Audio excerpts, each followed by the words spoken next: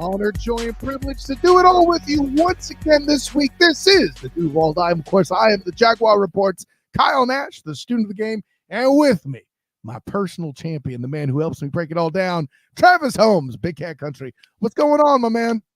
Man, I'm doing well, man. This is a Friday, and we have contract and free agent news. Oh my gosh, I'm feeling Yeah. good, man. Listen, you may think it's a spiritual holiday. By the way, happy Good Friday to those who are celebrating. Have a happy Easter over the weekend.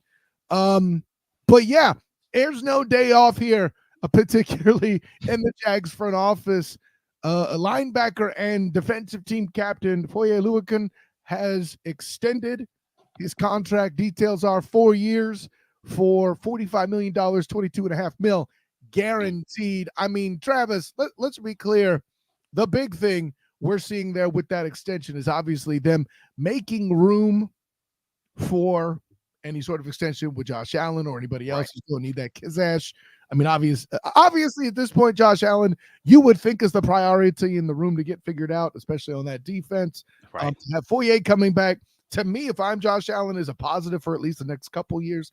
But I've seen it also out there on Twitter implying that this is also an indicator of a misstep for the Jags as well. But yeah, your reaction to Foye's extension. I mean, my reaction is, great for Foye because we always love Foye. We were always fans of his.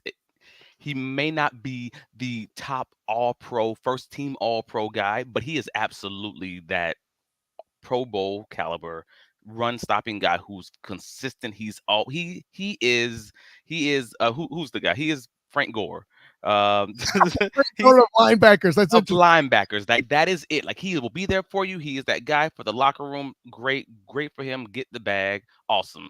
From the team building stance, however, I mean, we got to talk about Trent Baalke as always. And unfortunately, that's always going to go back to that because I'm going to say it is a misstep as you originally stated. And I mean, like the first guy who I saw tweet something like that, to his credit, was Locked On Jaguars host Tony Wiggins, give him his credit.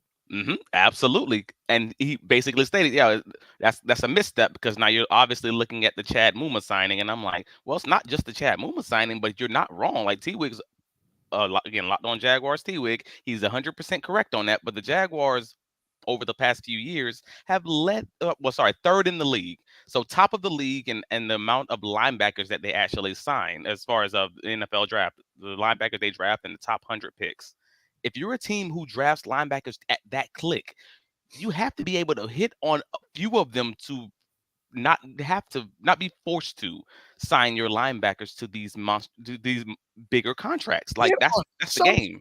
yeah, and well, to be clear, I'm not going to necessarily scold the Jags for signing a guy that has multiple times led the league Right. in tackles and, oh, by the way, had a pick six in a crucial moment in the game last year. Like Right. I'm not taking that away from them. Maybe if they had drafted the guys, they would still keep Foye on the team. No guarantee of that, obviously, with their cap situation, such that it is them trying to keep it under control. Bing.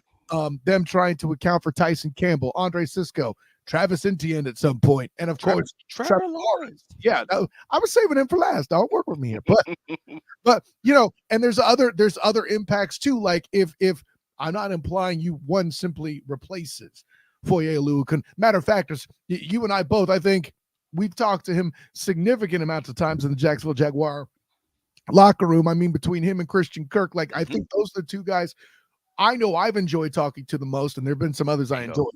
And don't get it twisted, there, guys. I have a lot of fun with a lot of you. Talk some golf with Josh Allen. Like, well, it's a thing we did. But I mentioned all that to say, like, I feel like whatever for if you're looking at just the stats to evaluate keeping Foye on the staff, you are not evaluating everything. Right. Foye is being kept in as well for intangible purposes. Yes, we know Josh Allen's the big name.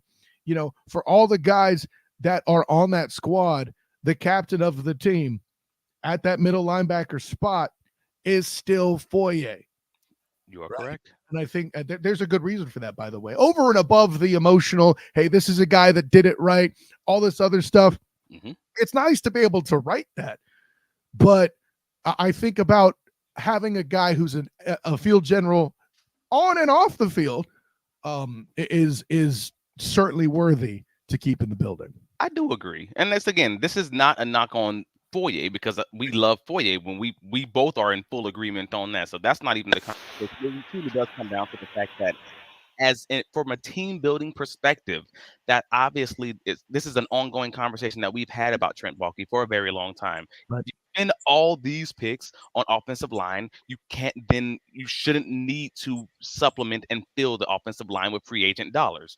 That's the reason that you're spending that draft capital on that. The exact same conversation then has to take place with linebacker because it's not one of those positions you historically want to put a lot of your free agent funds into. That's just keeping it 100.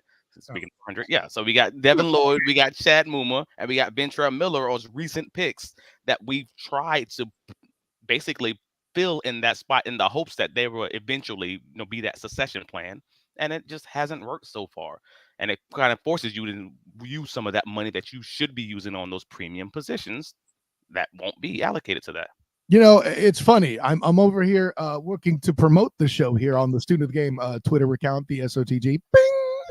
See, I still don't have my voice quite back yet. It's working. We're closer. But, I'm looking around here sharing the Duval dive out and about on Twitter, and I'm reading this particular tweet. As a reminder, Foye Oluokun's new contract, the Jaguars have used top 100 draft picks to draft linebackers at the third highest rate in the NFL, yet still after drafting Devin Lloyd, Chad Muma, Ventrell Miller, in recent years, the team has no succession plan and re-ups the contract. In the words of the great and wise Travis D. Holmes on Twitter. You might know that guy. No, and here's the thing. I was never a Muma guy. I never thought that was the best pick. Devin Lloyd has gotten better, has progressed. Correct. I would also make the argument, like at least Lloyd's getting on the field a lot, right? I would make the argument that, again, a lack of replacing Foye is not an indictment, but not having a clear successor either is problematic. And at this point in his career, with all the hits he's clearly delivered, like delivering punishment offers punishment. I have met Hall of Fame linebackers, including the late Nick Butkus, and obviously down the line for him, it's a lot different because he was older, blah, blah, blah. But the kind of mileage that puts on your body to deliver hits like that, it's only a matter of time before he starts missing games, and you need somebody in there. And correct me if I'm wrong, Travis, but I don't feel like Yasir Abdullah would be a guy who would play that spot either. Right. So that's not his role. He's another linebacker, and so is obviously Trayvon Walker, but they're not the same line. They're not inside linebackers. Yeah, you cannot put Trayvon there. I think that would be a bad idea. Right. That's what I'm saying. I didn't even count those guys. Right. But so I mean, as much as we talk about Trayvon Walker being versatile, I don't think we're looking to do that either. So, that'd be hilarious. It would be hilarious if they did that and it worked. And like we should have drafted Hutchinson. Can you imagine Walker coming in the A gap, coming on a double A gap blitz? Lord, I would pay for that. Let's write a package or two, maybe goal line sets. That'd be dope. While you over here talking, I'm like, hey, Ryan Nielsen, get on it. Nah, we being silly, folks. Don't take that too seriously. We're just having fun on that one, y'all. No, but I think there's a lot of there to be had. But so that was the big news this morning that broke out of the Jags front office. But let's break into another piece there. Let's switch sides of the ball. Still guys that are thumping in the middle, and perhaps the natural enemy of the linebacker that is not an offensive tackle in the second level. I know a little about that life. But the acquisition of Josiah Jaguar. Yeah, I'll go with that. But basically, listen, the Jags have been trying to find that air quotes fullback presence, right? That lead blocking presence, right? And they're bringing in Jaguar. I know you've had your criticisms about what's going on there, but actually, you're back again with your creativity, putting out a cool little vid about what Jaguar could mean for the team. Let's play that. Right. So, I mean, Doug Peterson has he got some questions to answer. So we have a few highlights of Jaguar coming backside, taking out Micah Parsons and allowing Aaron Jones to get into the touchdown from last year. Another example of him again, being that fullback presence or being that in motion tight end presence, and he's able to do a few things. Again, he's not the greatest guy, but he's good. He's solid. But now we have to take this back to our week 17 conversation that we had here on the Duval Dive, talking about Brendan Strange coming from that fullback spot and how it was like he wasn't as strong as you may have wanted him to be. Like, I love Brendan Strange from that tight end, motion, that motion tight end spot and the inline blocking spot. But we got to make Travis Etienne great again. I need the mega hats all out here. Like MEGA, let's make that man great again. But I need Brendan Strange to be a little bit better from that fullback spot, because again, I think he's actually very solid as an inline blocker and then as a motion tight end. So I'm very happy to see them bring another guy in who at minimum can give them some sort of maybe a camp competition for that fullback role, whether it's the 5 or 6 snaps a game that they're actually going to use a fullback. But no, but basically what happened with Jaguar is the Packers end up having Luke Musgrave and Tyler Kraft on the team, so he kind of got phased out of their game plan in very many situations. So he only averaged like 12 snaps a game there outside of special teams. But he was solid as a blocker. PFF had him ranked as the 41st out of 83 tight ends in run blocking. Again, that's not incredible, but it's not bad. It's just that's solid. As a pass blocker, he has some opportunities, so I'm not even going to talk about those ratings. But nevertheless, his strength was those special team snaps. Great. That's also a good thing with the new kickoff change. The XFL style kickoff, which yes, the SFL kickoff return. So now we might have more linebackers and more tight ends lined up front. And also that could be beneficial for the Jaguars for those 5 to 10 snaps, whatever it's going to be per game, having an actual fullback presence on the field. So I can't clown it for a 1-year contract. I mean, first of all, I talk a lot about the new kickoff rules for the NFL on this week's edition of the Student of the Game. Bing! So check that out. But I love the point you make that he'll be useful in that particular exchange. If the ball happens to bounce to him and he can make a play to return it, that would be cool. But obviously lead blocking is where it's at. Right. It's less about having a gunner and more about a dude that can find and open a lane and move a man against his will. I think it's a great point you make there. But if they're going to bring in a player like this in free agency from the Packers to do this job, all we've done is prove right my complaining just a few months this time last year about Bigsby and that draft pick being an absolutely horrible decision. In a world, by the way, Travis Holmes, where Joey Porter Jr. was still on the damn board.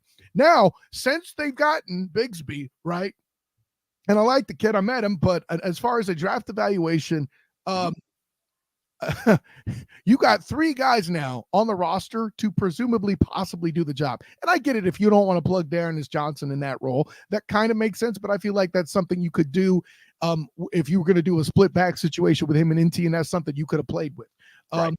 Then Bigsby, when he holds onto the ball, when you hand it to him, then also I thought he was supposed to be this big body that could do that. He didn't do that. And apparently they're at the point where they felt like, and some of the criticisms you made in your funny mega video, that's MEGA, folks. Make NT great again. Don't get it confused. All right. But the whole situation where you feel like you need to upgrade over Brendan Strange, I'm not going to make the argument that that's 2 missed picks. I'm not going to go there, but I mean, if you had to, speaking of exposing missteps, if you had to bring this guy in, Bigsby was a bad pick, period, point blank in the story. Well, I won't say that Bigsby was a bad pick, and that's not true either. That's going too far to the right.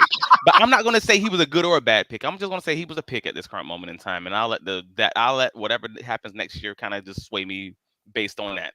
He had a bad rookie season. Travis Etienne had a bad rookie season. I get it. I mean, like the rookie season from hell. I fully understand. First of all, Travis Etienne, depending on how you look at it, had a fine rookie season because he was finally healthy and did an excellent job as a first-year guy who eventually supplanted Robinson as a starter. So there's that. Well, my overall point on all of that was simply that this team was last season, just 1 year ago, we I think the majority of Jaguars fandom, the majority of the Duval Deval, all felt that this team was a little bit too lemon booty as far as how they worked the free agency from last year. So they didn't end up wanting to sign a lot of guys. They didn't end up wanting to draft a lot of guys that were going to take other guys' spots. And Right. that's exactly what it felt like. They didn't want to bring competition in. You They said didn't. this much last year. One Yeah. of many who did. Right. So this is in hindsight. This we were actively saying that all last offseason, like, hey man, cream rise to the top, bring guys in, let them fight it out, and whoever don't win, that's going to be your backup. Dope. But then the way they went about it instead was they brought in, frankly, backup level guys and just the hope or development level guys where they just hope, all right, so they'll know their role and it won't, it won't rock the boat as far as the locker room is concerned. And they basically gave guys their spots, and that took the fire out of a lot of guys. That's my personal opinion. I think they needed that competition. They needed that edge, that iron to sharpen iron, and let these guys fight it out. And that's what I'm a fan of. At least it's second round draft pick in his entering his second year, and he might actually have some competition for the third tight end spot. That's not a spot you should be given your role. I'm happy they're bringing somebody in to compete. Let's go. Well, no, and first of all, the compete defense is a great one. However, I don't think it applies to what I'm saying, because here's what I know. I know that Joey Porter Jr. has already contributed as a corner. Okay? That happened. That's my boy. That sucks. Okay? Here's the other thing, though, last year. If you were going to pick a position group, Travis, other than offensive line, I'm not going to let you out that easy, that struggled with injuries and depleted in the level of talent and performance therein because of it, who was it? Interestingly enough, we could use a Joey Porter Jr. right now, because it's not like we're not mocking a first round cornerback. It's not like we're being mocked for first round cornerbacks or anything in this next draft right after that one. There, Travis. So yeah, you're not wrong. Yeah, that's a rough one, but it is what it is. We all knew we had questions on those second and third round draft picks from last year, and now those questions are matriculating again the next season, because duh, that's what we expect. But so we all saw coming. So it kind of is what it is. But I hope that the Jaguars are one step closer to having a true fullback on the roster, because again, we need to make ETN great again, and I think he can be if they get Trevor Lawrence under center. Yeah, and listen, considering the Jags are where they are right now, you've mentioned all the key things that I would. He's a good leak option. He's a good protection option. Mhm. He's going to be involved in special teams. And oh, by the way, make NTN great again. I totally get all the above with that.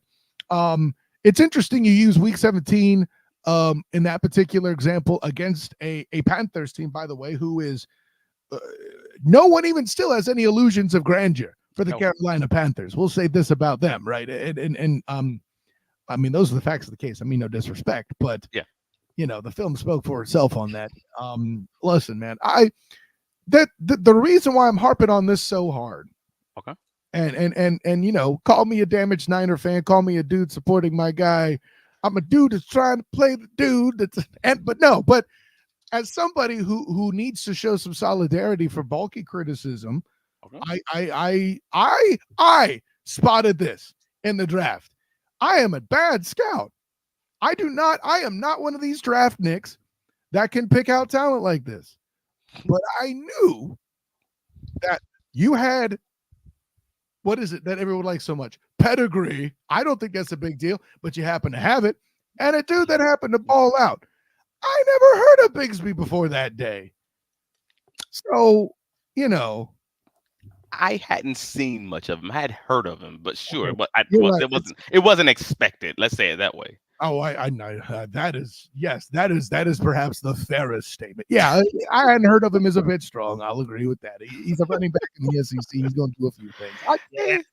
But at least the Jaguars did draft a fullback last year. 7th round edge slash fullback. I guess I don't know what to call it. Derek Parrish. Yeah, that's the Army knife guy. That's what I said. Yeah, the slash. Yes. Yeah, so they can say they tried. I don't know, man. But again, we're one step closer to making the better decisions, and I'm happy for that piece. This is all I can hope for in a Trent Baalke-led team at this point. It's positive movement towards the right answer, even if it's not the exact right answer that I want. Great.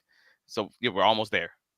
Here's a concept I heard floated out there on Twitter, and we didn't pre-show this, so just roll with me on it. I know you can because you're a Okay. good man and you're a champion and you can handle it. But a point I've heard made out there, I should say most prominently, again, going back to T. Wiggs real quick, he mentioned something on Locked On in the past week that I thought was an interesting concept and I thought deserved more conversation. Okay. And that is the Jags have gotten in free agency the corner or a DB, a receiver, and offensive line, right? Yep. And center. Three things that this draft is allegedly dripping with talent on. Yes. Now, you've had your own comments about how deep you really think the receiver core is. We talked about that last week on the dive. I get it. And yeah, but it was going to free agency for those spots that are rife with that talent. Was that a smart move for the front office in your mind? It's not the smart move for most teams, but it may be the smart move for this team. And it's basically saying the way you answered that. Yeah, it's basically saying what I got two kids, and if anybody who has children, you know what I mean when I get here. I got two kids. I got they're different people. They act different ways. For one of my kids, hey man, an A is the expectation. This is what we expect. In line in the sand. For my other kid, hey man, you come home with a B plus, we dancing in the street. Like, and it should be the same, but hey man, realistically, it's just not. I'm sorry, I'm gonna keep it 100. So the same way applies with Trent Baalke. I don't have the authorization from Mr. Shad Khan to fire him. So in the meantime, he is who he is, and I have to judge him based on who he is, not who I want him to be. That's what it is. So who he is says he's a guy who generally does not take guys in the top 100 as far as receivers are concerned, and he's just not a guy who has historically drafted a great receiver. But that being said, if that's who you are and that's your weaknesses and strengths, then you can't draft a receiver in the front. You got to go and get him in free agency. Cool. It sucks, but I'm grading you based on who you are. The same thing would apply for the other positions. Like, hey, he's trying to fill those holes and still be able to draft BPA because that is who he is. If that is who you are, then I understand that's what you're going to do. That's kind of what I expected. None of these corners that they signed, like Darby, when they signed him, like that's not going to hold you from drafting a corner in the first round if the right guy's there. I get it. Um, so I don't blame you on that. And Morse, I felt was a good signing, and it still doesn't stop you from drafting a guy. Like if they were to trade back and draft JPJ, maybe at that 27 to 30 spot or something along those lines, and he can play guard and then transition to center in the future years, I would be dancing in the streets on something like that, depending on what they can pick up. Like that to me sounds dope. Even though they signed this center, because I don't know that Luke Fortner is necessarily in the future plans, and that's something that he's going to have to compete for and fight for and get stronger to earn. So I understand the point, but if you're not a good drafting team, then you're not a good drafting team. This is what it is. Like I'm judging you because you're not a good drafter, and because you hadn't shown me that you have the ability to be one. Let the record show, by the way, for all our criticism earlier, you could tell Travis has put on his positive forward-looking hat to an extent, and I'm about to do the same thing, but in a different direction. You have made the bold assumption that Trent Baalke is this self-aware that he has struggled at that. Or maybe the data slaps him in the face to where even he is compelled to believe the facts of the case that you just presented. But I'm going to go another direction, too. Okay. Here's another potential positive here, and that is let everybody else go to the trough and fight for X, Y, and Z positions that they might need. Hell, even in the case, let's take the Los Angeles Chargers, who now have a new coach in the building in Jim Harbaugh, that need to go back to the trough and reevaluate their receiver situation entirely with two significantly talented vets now out and about some damn where. Like, they're going to be going to the trough. There's just a lot of teams out there that will be doing that, and everybody's looking for an opportunity to find beef. It's that's a thing that's going to happen. I think the Jags are wise to let them, the other teams, the competition, attack those pieces, and then maybe the Jags get the best available in the form of a DB or an edge, and then further down, if these positions are as deep as one alleges, maybe then they get those, right? Or let's say there's an inside linebacker out there that is really good and has the opportunity to bring himself into a unit to help relieve, not succeed, relieve Foye and Lloyd doing the thing. Muma's going to be a thing of the past. It's only now I don't even know if that's even a realistic. I mean, I say I don't know that's realistic, but I forget that the Jaguars don't get lost in they love linebackers. Yeah. So yeah, you're right. Right. I mean, also consider the audience too. That's a point in my favor. I'm just saying, but yeah, don't get too caught up in the example so much as the concept I'm trying to present here. In that, if they want to attack less deep positions with guys and that may have guys that they thoroughly enjoy, okay, that might be an approach they take. Now, I'm not here to say, oh, well, Michael Penix could fall to him. No, first of all, no, he won't be. Obviously, quarterback is not a position they're going for. They've got Trevor, right, and they've upgraded the backup depth. And for no other reason did they get Mac Jones. Can we freaking stop it? God, I'm still seeing that ish out on Twitter. Makes me want to throw things, Travis. Man, people are having fun. Let the people have fun in the offseason. That's what happens. I believe it to be true. This is why I go out there with my Mad Max gif. This is a CJ Beathard, Mac Jones conversation. Trevor Lawrence has nothing to do with it other than the fact that this is his most injured year and the fact that they were like, maybe I need to get a better backup. Cool. So, I mean, this is going to be his 8th year coming up, I think, at least something like that. But with all of the above being said, Travis, tell the people where you can be found, my guy. Oh man, we are at that time again, Lord. Oh man, goodness. We're going to be able to actually wrap up on time rather than be a couple minutes late this week. You can find me on all the socials, Travis D. Holmes, as it says. Wait, here. Yeah, there you go. On all the socials, Travis D. Holmes. You can find me, on Big Cat Country where I cover the Jacksonville Jaguars. We have the free agency trackers that was updated just this morning with the Foye Oluokun signing. And also the summary of all of the interviews from the owners meeting for Mr. Doug Peterson. Please take a look at that. It's chock full of some great information, just finding out what Ryan Nielsen's defense is going to look like, Trevor Lawrence criticism, and also making ETN great again. Mega, let's go. Well, I could tell you this, doing the show with you this week, Travis Holmes, was mega fun.